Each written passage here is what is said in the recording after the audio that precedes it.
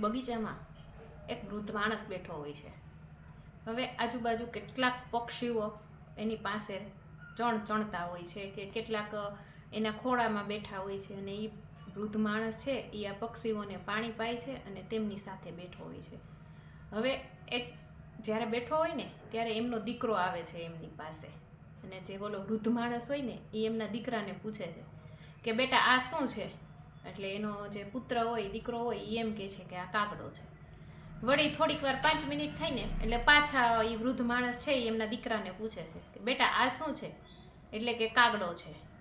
વળી 10 મિનિટ વહી જાય ને એટલે વૃદ્ધ માણસ પૂછે બેટા આ શું છે?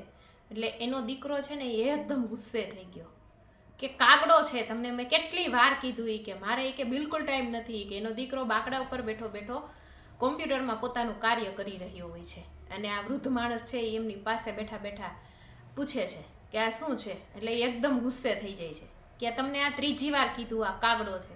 અને ત્યારે વૃદ્ધ માણસ છે એ તેમના ખીચામાંથી ડાયરી કાઢી અને પોતે જે લખેલું હોય ને કે આજે મારો દીકરો મને 25મી વાર પૂછે છે કે પપ્પા આ આકાશમાં દેખાય શું છે?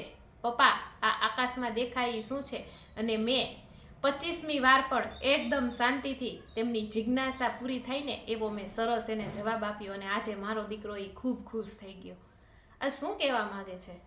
તો કે જે બાળક નાનું હોય અને એ વારંવાર પોતાની કાલી ઘેલી ભાષામાં પ્રશ્ન કરે છે, અને આપણે એને સંપૂર્ણ ટાઈમ આપીએ છીએ અને સંપૂર્ણ રીતે ઉછેર કરીએ છીએ, બરાબર ને?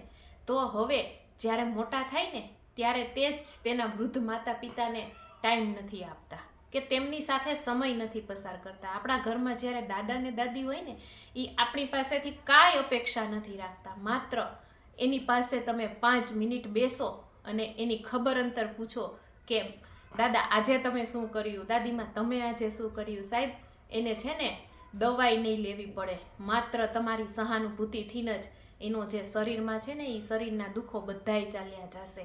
પરંતુ માત્ર આપણે એની પાસે ટાઈમ આપવાની જરૂર છે, એની સાથે પ્રેમ અને હૂંફથી વાત કરવાની જરૂર છે. બસ આટલું જ કહેવાનું છે મારે કે આપણે વૃદ્ધો પ્રત્યે પણ આપણી કંઈક પણ જવાબદારી આવે છે ને એ આપણે નિભાવીએ અને તેમને હંમેશા ખુશ રાખીએ.